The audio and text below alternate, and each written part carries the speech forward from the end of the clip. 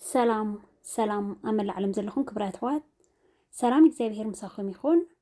نايلو ما أنت مدبين بقر كتفتو تسفى عند جبركو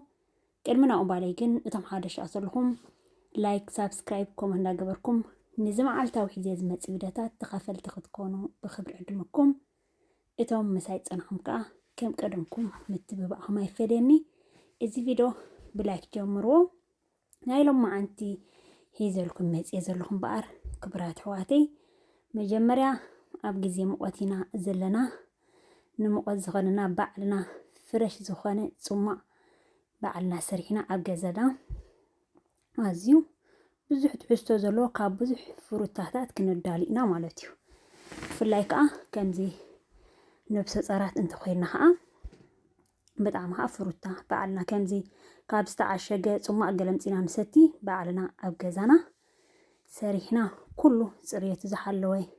انتي يلينا بعلنا نسرح مالس إذا حجي نبسط صرب في اللايك هازخون تقديسة مالتيو حانت أما قلت إندا قبركو كرمنا بسرح مخاري حانت إندا قبركو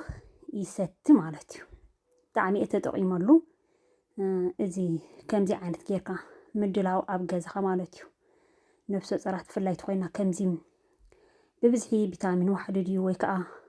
واحد دم دي قالت لنا خوينو قد نمس دكتورنا قابلنا نسا ذهبتنا فيتامينات كنوسن خيلنا عبد حان رجعت لنا خوينا قد بعلنا حنزلنا قبرنا كنوسن خيلنا ازيكا از غلاتنا مانغو نيدنا ماساج نقبرلو نيقصنا ماساج كا نقبرلو مالتي حجي كم زيرنا صوم انست انت خوينا نقصنا بطعم حغازي صوري نخون يحجزنا مالتي بعلنا بجزنا ندالو تخينا حجي مانغو حانت مانغو كنت يودلهم قلت ابيل اتي ام قلت يتغون زلا ناي مانغو مبريت اندا ግን ክጽበ ማለት ንኻልእ ስለዚህ ተቀመላ ኣብዚ ናይ ማንጎ ኣቢላ ማለት እዚ ሕጂ ሓንቲ ዝገብራ ዘለኹ መንደሪን እየ ዝጥቀም ዘለኹ ሓንቲ ከዓ ኣራንሺ ማለት እዩ ከም ትሪእዎ ዘለኹም ጌርና ቅልጥ ክነቡል ኢና ሽዑ ክንእትዎ ኢና ናኡ ማለት እዩ እዚ ምዕሸጊ ንኣሽቱ ጠራሙዝ ድዩ ጎማታት ድዩ ከምዚ ነናሃት ዝሓዘተልና ኮይኑ ኣብዚ ሓቢልና ብሓንሳብ ምክንያቱ ልክዕ ከምዚ ምዕሻግ ስለ ዝኾነ ፍሬሽ ከለኻ ኣብ ፍሪጅ ስለነቐምጦ ኣብ በረድ ኣይኮንና ንገብሮ ኖርማል ኢና ንገብሮ ንነዊሕ ከዓ ይፀንሐልና ማለት እዩ ሽዑ ካፍቲኣ ደቃየርና ሕጂ ብብዙሕ ዓይነት እንዲና ክንሰርሕ ሓንቲ መዓልቲ ተደጋገም ዘይኮንና ሓደ ዓይነት ክንወስድ ዘለና ሓንቲ መዓልቲ እቲኣ ተወሲድና ንፅባሒቱ ኣብ ሳልስትና ገበርና ቀይርና ንወስድ ማለት እዩ ፉል ኤነርጂ ከዓ ይሄበና ሕጂ ኣብ ኩለን ከዓ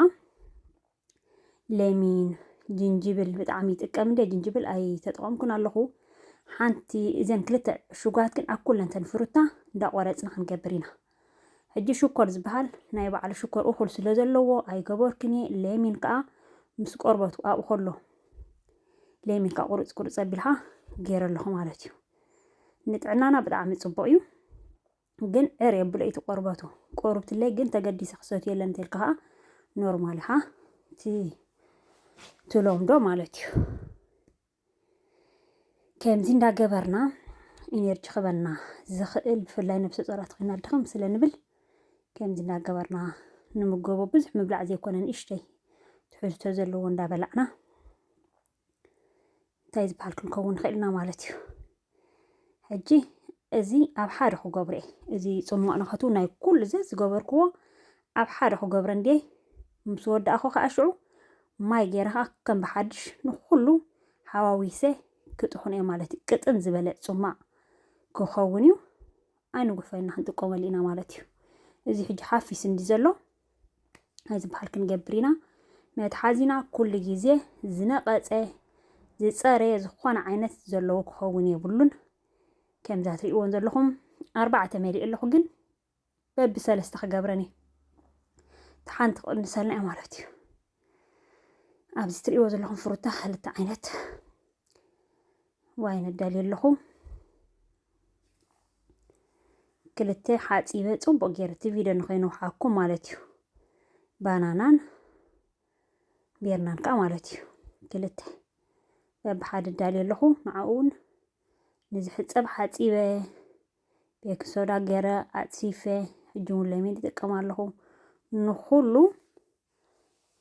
ብስነ ስርዓት ሕፅብፅብ ነብሎ ኩሉ ግዜ ከምዚ ፍሩታ ክንገዝእ ከለና ብዛሕ ኣቢልና ምሽ ንገዝእ ሽዑ ብሓንሳብ ኣብ ዓብዪ ጎማ ጌርና ዲና ገለ ጌርና ዝፍዝፍ ኣቢልና 5 ደቂቕ 15 ደቂቕ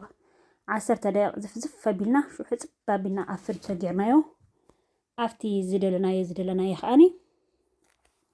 ንጥቀመሉ ማለት እዩ እንዳልዓልና ሕፃብ የለና ገለና መጀመርያ ክንገዝኦ ከለና ግን ፅቡቅ ጌርና ክንሓፅብ ምክንያቱ ንኸይባላሸሎም ብዙሕ እንታይ ዝበሃል ስለ ዝግበሮ ኬሚካል ስለ ዘለዎ ኖርማል ሕጂ በቃ ኣብኣ ይፀምቃ ኣብኣ ከዓኒ እንታይ ዝበሃል ይገብራ ማለት እዩ ናብኣ ከዓ ይግምጥላ ኣለኹ ብዙሕ ንብረት ትከብል ኣይደለኹን ክደክም ኣይደለኹን ማለት እዩ ኣብኣ ባዕላፍተ ናይ ፅማቅ ጌርና እንዚኣ ጌርና ምልእ ነብለን ሕጂ ዝቕፅል ከዓ እንትሪእዎ ዘለኹም ጎርካ ክንገብር ኢና ግን ከዓ ንጥቀመሎም ኩሎም ብዮ ማለት እዩ ኦርጋኒክ ክኾኑ ከለዉ ከዓ ተመራፂ ማለት እዩ ብፍላይ ከምዚ ጌርና ነዳልዎም ተኮይና ሕጂ ኣነ ከምኦም እየ ዝጥቀም ዘለኹ ኣብ ኩሎም ከዓ ከም 2 ለሚን ግጅፍ ዝበላ ነይረን ምስ ቆርበት እንዳቆረፅኩ ከዓ ይጥቀመለን ኣለኹ ማለት እዩ ሓምሊ ከዓ ሽፒናት ሓምሊ ከዓ ናቹራል በቃ ብዝኾነ ተጠቂመ ፅቡቅ ጌር ሓፂበ ኣፅፊፈ ከዓ ኣብዚ ኣዳልየ ኣለኹ ንዓኦኻ ሕጂ ክንጥሕና ኢና ማለት እዩ ሕጂ ኣብዚ በዓል ፍሩታ በዓል ኣናናስ ገለ ሕጂ ሕርስና ክቐርብ ከሎ ምስ ቀረበ ሕርስና እንተተጠቐምናሉ ተመራፂ ምክንያቱ ማህፀን ንክኸፍት ሓጋዚ ስለ ዝኾነ ኣቐዲምና ግን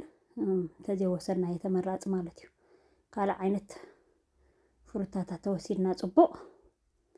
ከምዚ እንዳገበርና ብብዝሒ ምንቅስቃሳት እንዳገበርና ምክንያቱ ልክዕ ከብደካኒ ይፅለአካኒ ግን ስንኻ ንኸሰቢልካ ካብታ ገዛ ውፅእ ተልካ ከዓ ፅቡቅ እዩ ዘብለልና ማለት እዩ እምሮና ተሓዲስ ይመፅእ ኩሉ ኣብ ሽኮር ዝርአ እንታይ ዝበሃል ኣብ ግዜ ጥንሲ ሽኮር ይርአ ፀቕጢ ደም ይርአ ብዙሕ ስለ ዝኾነ ንንቀሳቐስ ከዓ ኣለና ማለት እዩ ከምዚኣ እንዳገበርና ንኣብነት ናይ ሽፒናት ሓንቲ ንግሆ ተሰቲና ናይ ማንጎ እንዳቀየርና ካብ ተደጋገም ዝኾነ ዓይነት ዋላ መግቢ ኣመጋግባና ከማን ዋላ ናይ ጥዕና ዳ ይኹን በር ተደጋገመ ክንብል የብልና እንዳቀየርና እንተኮይኑ ተመራፂ ማለት እዩ ኣነ ክብሪ ንእግዚኣብሔር ይኹን ከምዚኣ እንዳገበርኩ ኣብ ትሕቲ ፈጣር ማለት እዩ ንግሆ እዚአኒ ዝጥቀም ሕጂ 3 ክገብረን እየ ምሽለኩም ፀኒሐ ኣብዚ ኣብ ሓንሳብ ገይረ ሓዊሰን ኣለኹ እቲ 4 ናይ ማንጎ ዝፀንሐት ቆቁር ብተረፍ ዝኾነ ከዓ ኣብ ሓደ ክገብረን እየ ማለት እዩ ሕጂ ዝቕፅል ከዓ ኣብዚ እንታይ ንክንገብር ካሮት እንደገና ከዓ ቀይሕ ሱር ከዓ ክንገብር ኢና ሕጂ ከምዚ ናብ በዝሒ ደም ዓይነት ዝኸድ ሊና ኮይኑ ከዓ በዓል ዝኸርት በዓል ተኣሽሙ ተገዲፍናዮ ተመራፂ ማለት እዩ ከምዚ ናብ ዋሕዲ ደም ዓይነት ኮይና ክንጥቀም ከዓ ንኽእል ኢና ማለት እዩ ደም ንኸተክ ካሮት ኣለዎ ቀይሕ ሱር ከዓ ስለ ዘለዎ ማለት እዩ ኣብ ግዜ ጥንሲ ጥራይ ዘይኮነ ከምዚ ጌርና ዝተፈላለየ ፅማቅ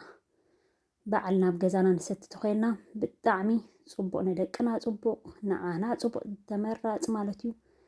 ሕጂ ዋላ ካብ ሽኮር ንጥቀም መዓር ክንጥቀም ንኽእልና ግን ናይ ፍሩታታት ብላይ ተኮይና ኩሉ ናይ ባዕሉ ሽኮር ስለ ዘለዎ ከማን እኹል ማለት እዩ ቀይሕ ሱርና ከዓ ከምዚኣ ጌርና ከምዛ ትሪእዋ ዘለኹም ኣፅፍፍ ክነብላ ኢና ኩለን ማለት እዩ ከምዚኣ ጌርና ዕሽግሽግ ኣቢልና 12 ሓባ ዝሕዛ ማለት እዩ ን12 መዓልቲ ክንሰትዮ ከዓ ንኽእል ኢና ማለት እዩ ሕጂ ከሪኦኩም እየ ናይ ኩሉ تناي منفيت زترفه زبلنايو دحراي ناي مشت قوص سلازخونكو صومي قيو شعو وك سلازقبر ناي مشت قاقطن زبلسو وك ناغبر خان تايز بالك ازي خيده مالتيو كسوتي አይኑ ጉፈልና እዚ ምክንያቱ ካፍቲ ተሓዊሱ ብዙሕ አለው ሓፊስ ስለዝኾነ አቀጥንጥን አቢልና ማይ በረሕርሕ አቢልና ወይ በገዛና ስቲ ንውዕሎ ወይ ከአኒ ታይዝፓል ሂዝና ይኹን ክንከይ ንኽእልና ብደገ ማለት እዩ ከምዚ ግበር አቢልና ብብዝሒ ማይ እንዳሰተና ከምዚ ኬርና ሙቐትና ክንሕልፍ ንኽእል ኢና ሃፍታም ብትሕዝቶ ዝኾነ ናይ ዝተፈላለዩ ፍሩታት እሕምልትን ማለት እዩ ክብራት ሕዋተይ እዚ ግዜ ዝወስድ ኣይኮነን ብዙሕ ኣነ ከማን ቪድዮ ንክገብሮ ቀሊል ነገር ኣይኮነን ኣያ ልወስደልና እምበር ኖርማል ከምዚ ኣምፃ ኣቢልካ ማሽንካ ናይ ጁስ ጥሕን ንክተብል ቀሊል እዩ ማለት እዩ ክሳብ ሕጂ ላይክ ተዘይገርኩም ግን ክብራት ሕዋተይ ላይክ ግበሩ ለዚ ቪድዮ ብዙሕ ፀሓፈ ይብለኩም እየ ላይክ ምግባር ኣይተደንግና ግዜ ትወስድ ነው ማለት እዩ كم زتريقوا وزلهم تربب نابلنا نايسومنا ثم ودالينا مالتيو يزالكم كمات نابلك خمان نوي غير مخناتو اي بالكلكم اي مزاخلكم نبر بطعمي ازي تقوملو ازي كان مجمريا مالتيو واو زخانه እንታይ ዝባሃል ካብ መጀመርያ ነብሰ ጸርና ይደቂ ኢላ ካብ ዝሕዝ እዚ ዝጥቀም ንግሆ ወይ ከኣኒ ፍረሽ ከኣ ጽሙቕ ኣቢለ እንታይ ይገብርካ ኣራንሽ ከኣ ይሰትየ ማለት እዩ ስለዚ ክብራት ሕዋተይ ከምዚ ግብረ ኣቢልና ዘን ሕዋተይ ፍሩታታት ክንምገብ ከለና ክንሰቲ ከለና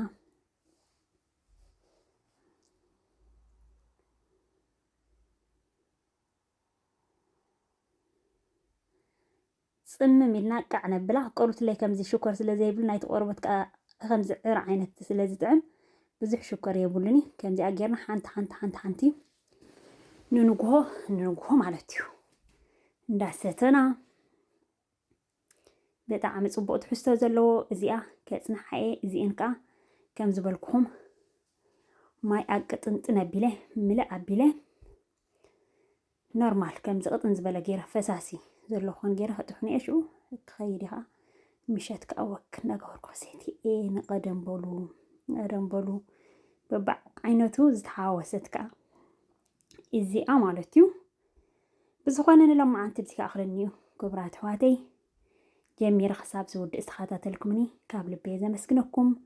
ብኻልእ ክሳብ ዝምለሰኩም ሰላምን ጥዕናን ሰሰና እዩ